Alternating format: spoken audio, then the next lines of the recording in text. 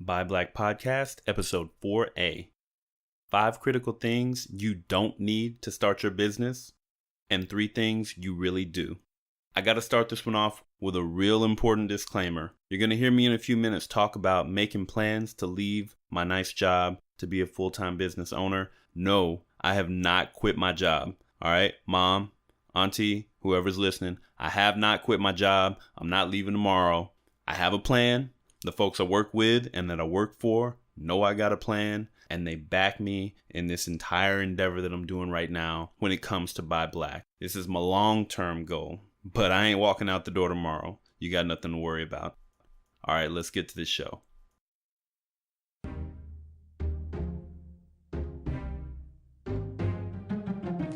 Welcome to Buy Black, the only podcast dedicated to helping you find, connect with, and support Black-owned businesses. We're on a mission to bring consumers and business owners together to ignite the global Black economy. I'm your host, Gerald Jones, and if you're a Black business owner or a socially conscious consumer, you've joined the right community. Ready? Let's get to work. Hello and welcome back to Buy Black, the only show dedicated to helping you connect with Black-owned businesses to direct your dollars into the global Black economy. Today's show is going to be pretty straightforward, and I'm going to try to keep it short. I'm actually out of town, down at home in Arkansas visiting. My mom just had her 60th birthday, so we're going to be at her birthday party tonight and headed back home to Nebraska tomorrow. But I got to get this show recorded, because right after that, I'm hopping on a plane to go to California. So today's episode is going to begin our 4-part series focused on giving you the tools you need to take control of your personal economy by starting your own business. The subject is near and dear to my heart because I spent a good chunk of my adult life believing and telling myself that business ownership is just too complicated and too risky for me. I could be a great employee, I could be a great manager, I could manage somebody else's business, no problem, but I don't have what it takes to start my own. Now, I know you probably don't get weighed down with that kind of negative thinking, but it was a really big problem for me. My limiting beliefs were so ingrained that I didn't realize I was poisoning my oldest son with that same mentality. I spent a long time telling him what he couldn't do, what he wouldn't get to do in his life if he didn't put his head down and focus on what's right in front of him and stop chasing these unrealistic dreams. I mean, it was bad. I was every horrible 90s sitcom parent. I was stunning my own son's intellectual and professional growth, and I didn't realize it until I decided to take the leap into entrepreneurship myself, and I saw firsthand what I was doing. So earlier this year, I talked to my mom, who has always been the rock in my life, and as I told you before, just celebrated her 60th birthday. And I told her I was making plans to leave my nice cushy job and become a business owner. But I didn't get the super excited response that I was expecting. She was worried. She didn't understand why I would leave a company that treats me so well. She told me that it's just not something that you do. If you're fortunate enough to get a job with a really good company, then you stay there and you're loyal and you retire. And that's what you do. You don't leave a really good job, especially to go try to start some harebrained business. Now, she didn't say it like that, but that's kind of what it sounded like to me at the time. And I can't lie. I was a little shocked and I was hurt. But I knew that her concern was only out of wanting to protect me. So I kept pushing forward. So as I started working and trying to figure this thing out, doors started opening, knowledge started flowing in, and I even began to see a little bit of money start trickling in. And my eyes became wide open to what is available to me in this world if I just stop telling myself what I can't do. And that's when it hit me. I mean, it hit me hard. I realized and felt so guilty for telling my son all the things that he can't do for so long. And that's part of the psychological curse that I think we inherit as Black Americans. Now, most of us, definitely not all of us, but I'm going to be confident to say most of us are indoctrinated with a similar mentality to what I just described. And it's not just from our parents.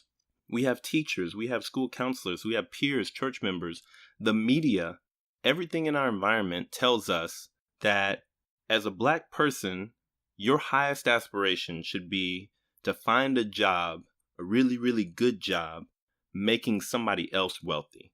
And we should be grateful for the opportunity to do that. You get a good job, you stay at that job, you work it like it's a part-time job. But I'm tired of that. I don't know about you, but I am sick of living that lie and loving that lie and spreading that lie to the generation that's supposed to be standing on my shoulders. It's time for a paradigm shift. I'm sure you see it just as clear as I do. As a people, we are truly waking up from the nightmare of submissive thoughts and actions. There are pockets of Black intellectual rebellion that are building up and gaining traction across the United States and across the world. As we're building the community around this podcast, I want it to be a key part of that movement. Together, I want to tear down the barriers and the lies and the misconceptions that have been used to keep us captive and complacent for centuries. Today, we'll just start with talking about 5 critical things that you don't need to start your business before laying out the 3 things that you really do. Now, the first critical thing that you don't need, the first lie that we have been told and sold about starting your own business, is that you need to have a degree. All right, that is a complete lie. You do not need to have a college degree in order to start your own business.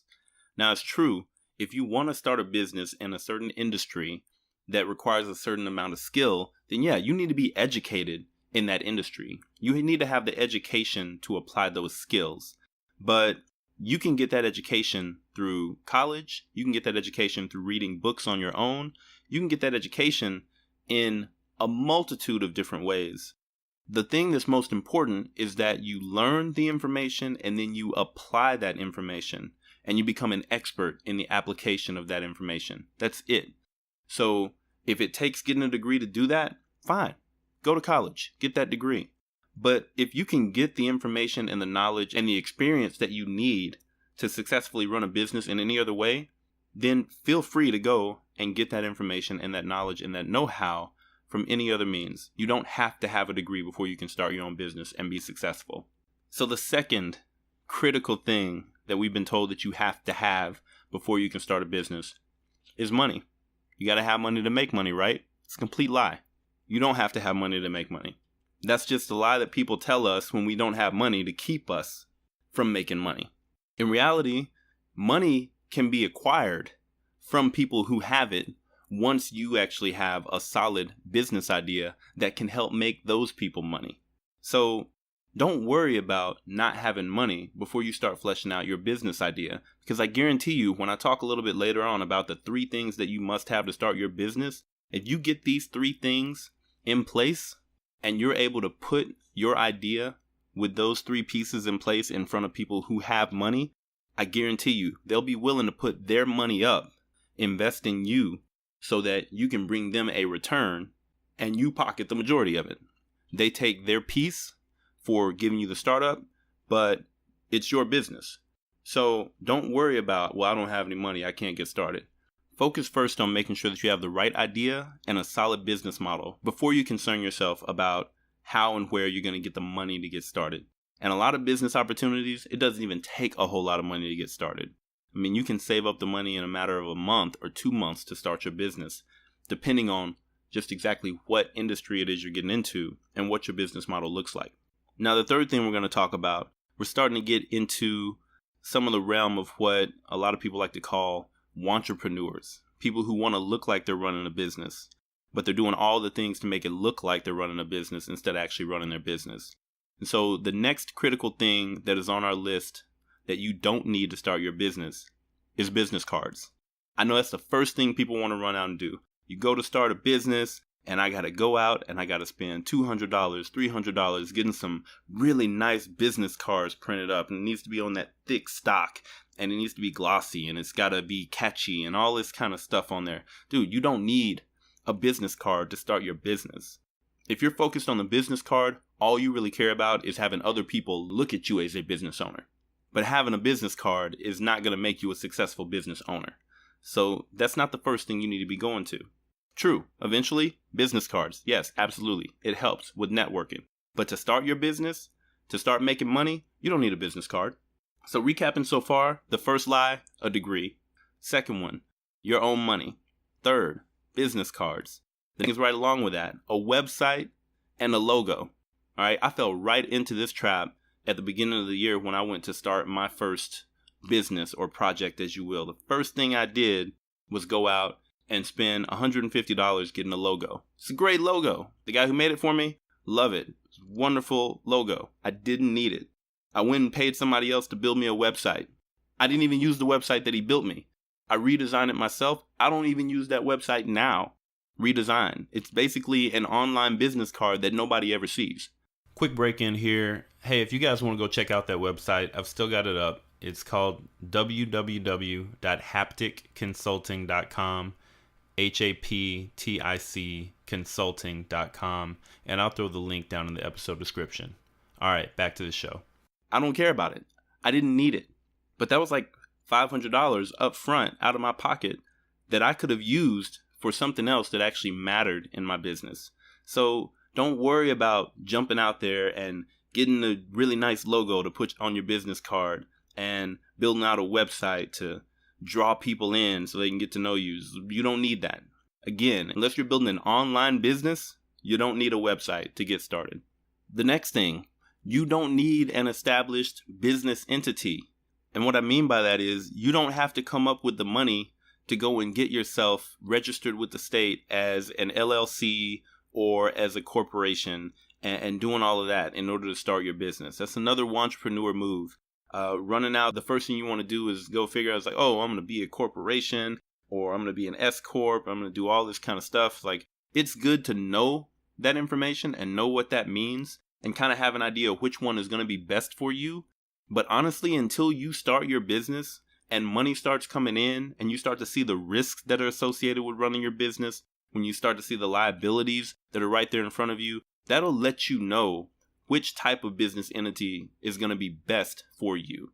If you go out and the very first thing you do is register as one type of business entity, but that doesn't really work for the way that it would be best to run your taxes, it doesn't really work for the amount of income that you're going to expect to have coming in, and all other forms of information that you don't get until you're running your business, all you're going to do is just have to go back later and change the business entity around. So you don't need that. As soon as you decide to start a business, you are, unless you're working with someone else, you are a sole proprietor. There is already a business entity that is designated to you by the government. If you start a business by yourself and start bringing in money, you are a sole proprietorship. If you and a friend do it, or you and several friends do it, you are a partnership. And we'll talk a little bit more about that in a later episode in this series, but long and short is, don't waste your time going out to spend money to set all this stuff up with the state when you haven't even made your first dollar yet. So there's your list.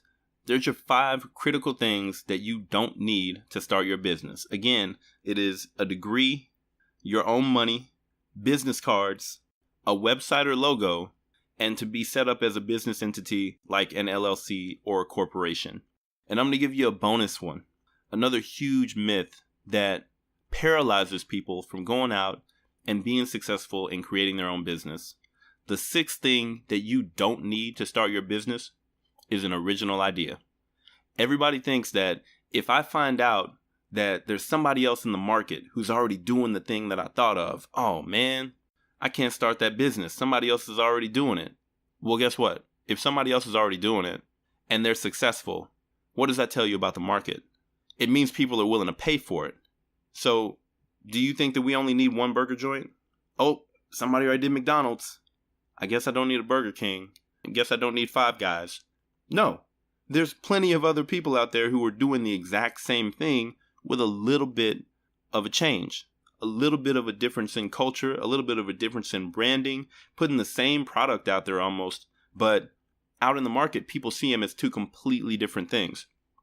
So if you have an idea and you think that you can do it well or better than anybody else who's out there in the market, don't let the fact that there's another company who's already doing that stop you from fleshing out your idea, stop you from actually starting your business. You may find out that that other company has some flaws. You may find out that the angle that you're taking on this business idea is a little bit different from theirs in a way that the customers really would prefer.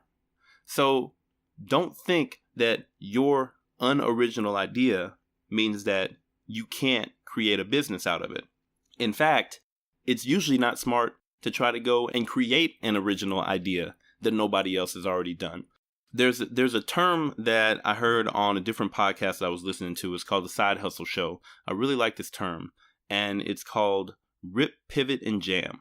So the whole idea is this: like, if you're going out there in the world and you're walking around, you're listening to podcasts, you're going to different websites, you're going to run into all these different businesses and business models. And it really helps to understand what a business model is, what the components of a business model is, and then to be able to think about, how could I tweak this model in this way or that way? And again, the very next episode we do is going to be on the essential elements of a business model. So we're going to talk about that. You're going to learn what really makes up a business model and what pieces you can move around in one to make something completely different and that is unique for you. So that's coming up.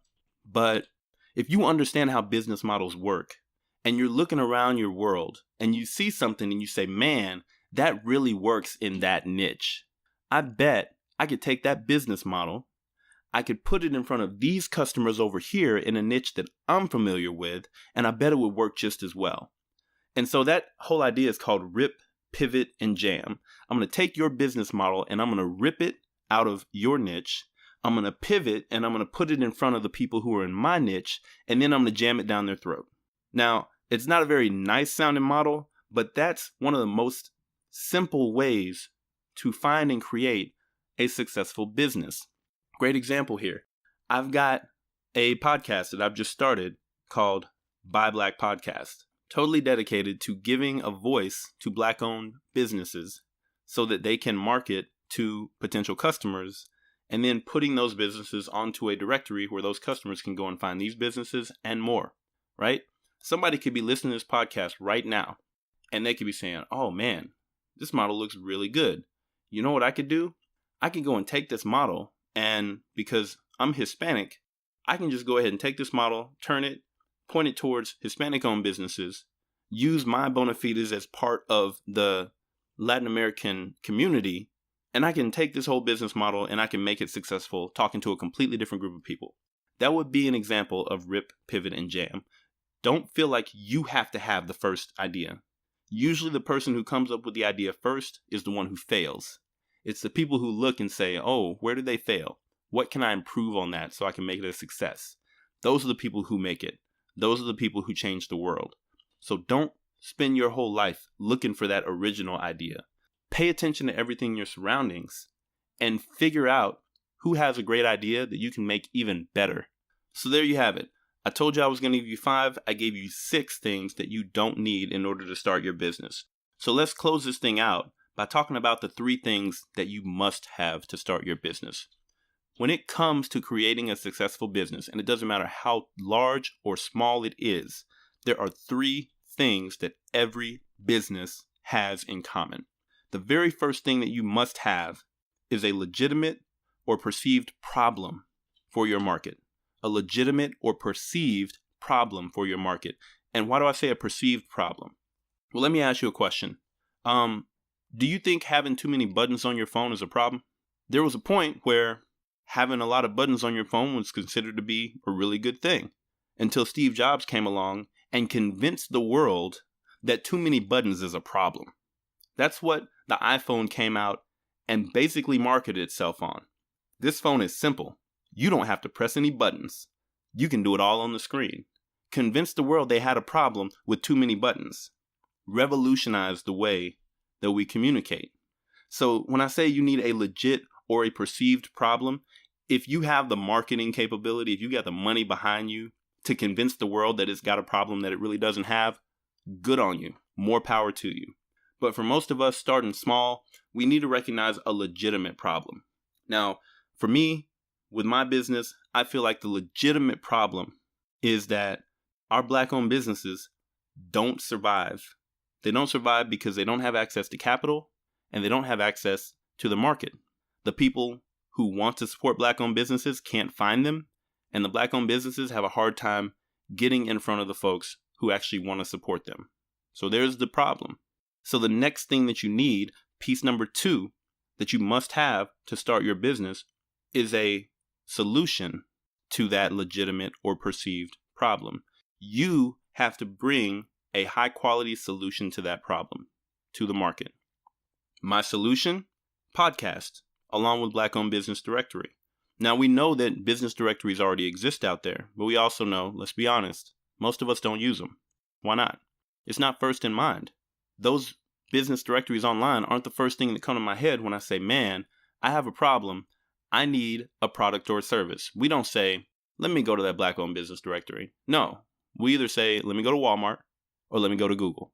And so when that's the first thing that's in somebody's head, you can have as many Black-owned business directories out in the world as you want. Nobody's ever going to use them unless somehow you can occupy that space that Walmart and Google currently occupy. So I feel like the way that I create that solution is through this podcast. Now, sure, it's small now. There's a few of you who are listening now, and I really appreciate that.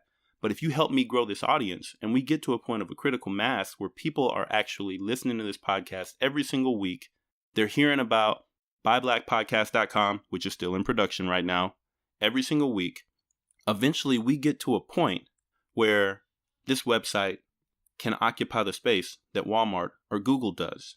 The first thought, I need a product or a service. Let me check buyblackpodcast.com and we find a Black-owned business. And if you don't find it there, okay, great. Well, then next I've got Google. Next I've got Amazon. Next I've got Walmart. But first, I'm going to check for the Black-owned businesses in this directory. That's the solution that I'm bringing to this problem. So here we have a legitimate problem. Black-owned businesses do not stay in business for lack of exposure and lack of capital. We have a proposed solution. I'm going to give you a podcast where we're going to feature those businesses. You're going to get to like, know, and trust those businesses, and then you're going to be able to find them on the website, and you're going to be able to purchase from those businesses.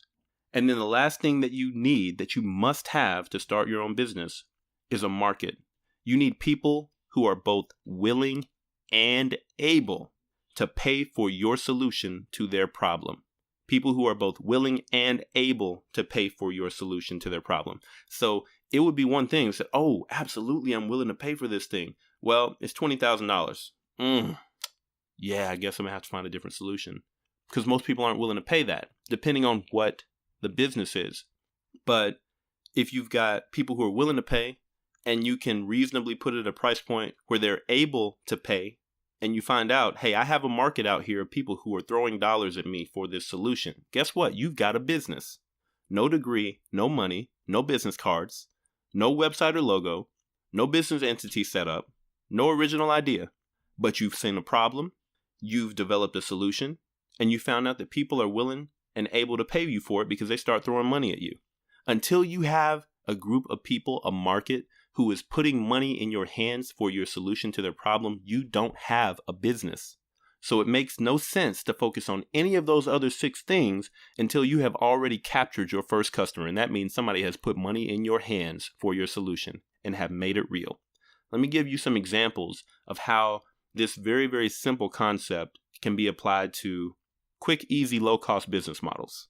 Now, the first one you heard me talk about last week is called retail arbitrage, and this is one that I do myself, okay? So let's talk about retail arbitrage real quick.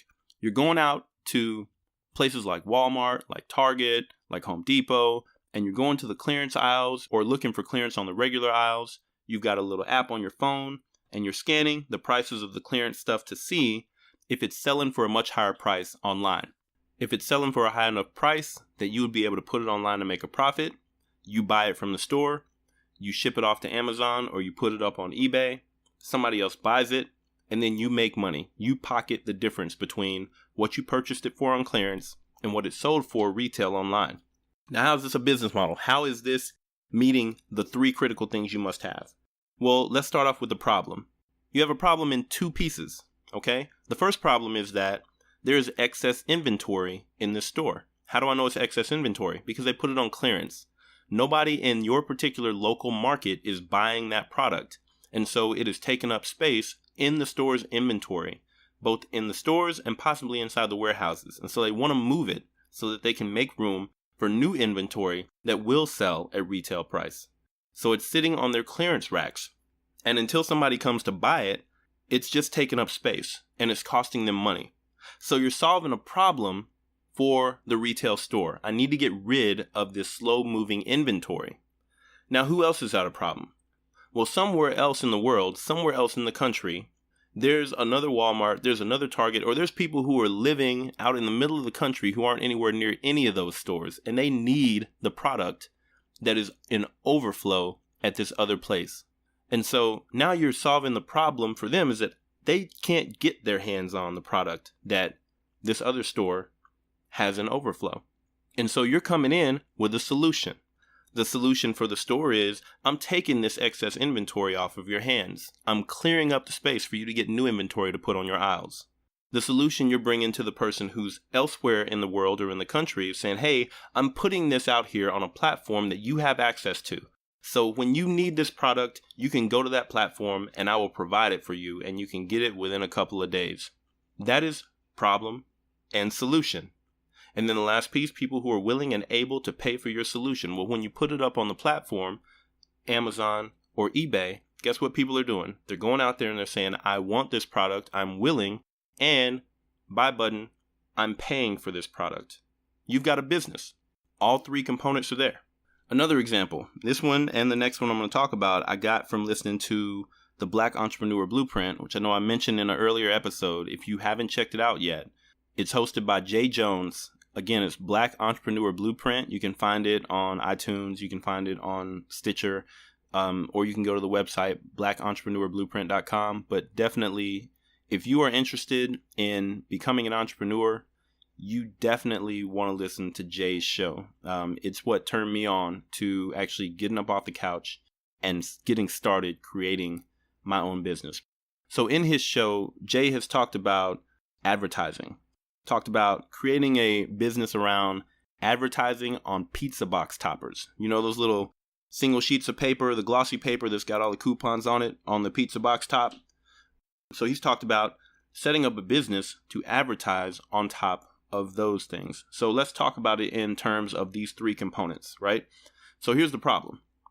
The problem is that local businesses, some of those local businesses like your local insurance salesman, your local roofing company, your local attorney, whoever that is, in order for them to get exposure to the market, they've got to buy radio ads, they've got to buy TV spots, they got to spend a lot of money in order for them to get their face in front of you in your home. Now, the problem with that is it's a high cost for acquiring a customer. There's a problem. The solution you're bringing is a much lower way to get their company, their business, their services in front of the customers that they want to serve. Much cheaper solution is, hey, if you advertise on these pizza box toppers, which we are going to have a local pizza company put on top of every single box of pizza that goes out and gets delivered, now, for a much cheaper price, you can have your ad going out over the course of a month, 2 months, however long it takes to blow through all of those pizza box toppers. Your ad is going out to families and homes right there in your local area who are seeing your name and your face every single time that they buy a pizza. And I'm only going to charge you $300 for the ad, whatever that might be. So now you're getting 3 months of exposure, 2 months of exposure for $300, as opposed to 30 seconds of exposure or 15 seconds of exposure for hundreds or thousands of dollars. So you're bringing a solution that is lowering the cost of marketing, but still effectively getting this business in front of people in their homes. And then the last component, people who are willing and able to pay, that's just you going out and hustling to those businesses that are in your area and pitching the idea to them, finding a local owned pizza company that doesn't already have its own box topper advertising. Finding those local businesses who would want to advertise to the folks who are in their community, in their area, and are willing to pay for it. And then putting together a solid pitch to get those guys on board. Again, only three components there. Problem, solution, willing and able market. That's it. And the last one is another business that Jay talked about on his show, which is commercial window washing. And when he talks about this, he's not talking about the high-rise window washers. We're talking about, the strip malls, the mini malls that are in your neighborhoods, anywhere in your area. I know somewhere near you, there's a strip mall that's just got a line of businesses with all those storefronts and all that glass. Guess what? Glass gets dirty. Problem? I'm trying to present my products in the best light. And I got dirty windows that people are walking by. They see dirty windows. They think it's a dirty business. I'm losing business. Solution. Well, I've got a squeegee and I got a bucket and I can clean your windows for you.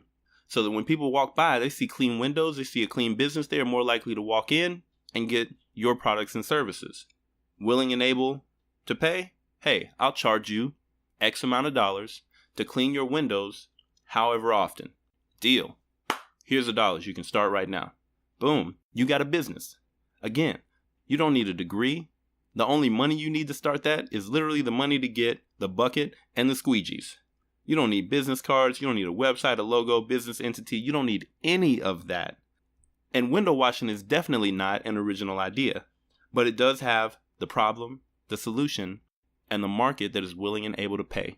So that's it for today, guys. That is everything that you need to know about the 5 critical things that you don't need to start your business plus a bonus, and the 3 things that you must have. When we come back for the next show, we're going to get into the essential elements of a business model and how you can use a tool to lay out your business model on a single sheet of paper. It's going to be the second in our 4-part series on how to start your own business. And the whole purpose of this is to demystify all of those lies, all that confusion, all the things that keep us sitting on the couch thinking everybody else can do it, but I can't do it.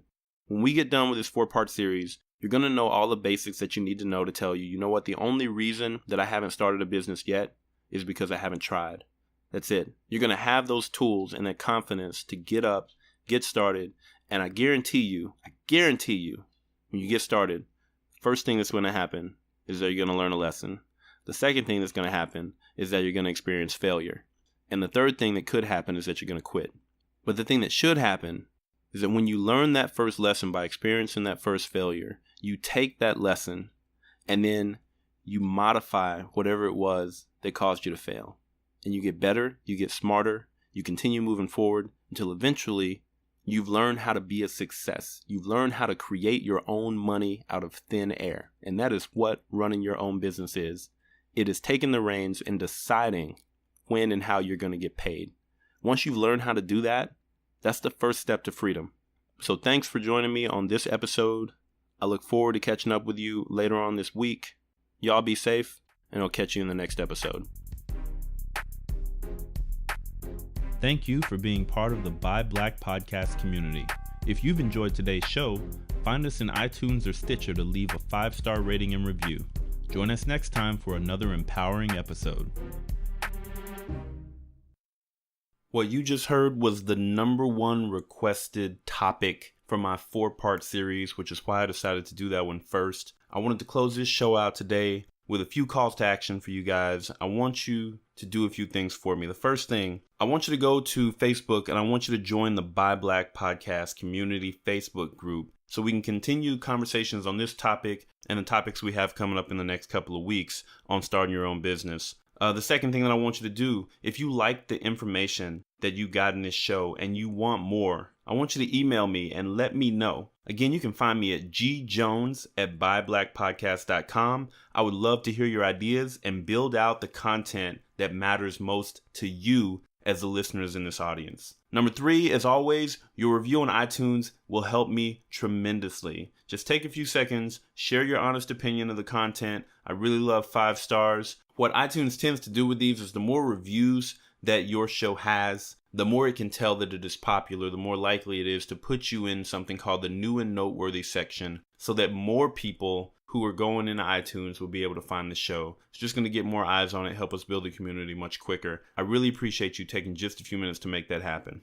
4th thing, tell people to download the show. Send them the link. Listen to the show with them. Whatever you got to do, help me build this audience out. The only way that we're going to build this community is by working together. And the last thing, I want you to use the information that you learn in this show. Knowledge is absolutely nothing without application. Make this show real by taking action on the things that you learn in some way every single day. Well, that's it. I promise there's nothing else coming behind this. Just a quick call to action. If you guys can do those 5 things for me, I'd really appreciate it. I love the fact that you're out there listening to the show, even though we're brand new. Now let's help build this thing out, grow this community, help me get more ears here so that we can send this knowledge out far and wide and start making a difference in our community. Thanks, and I'll catch you next time.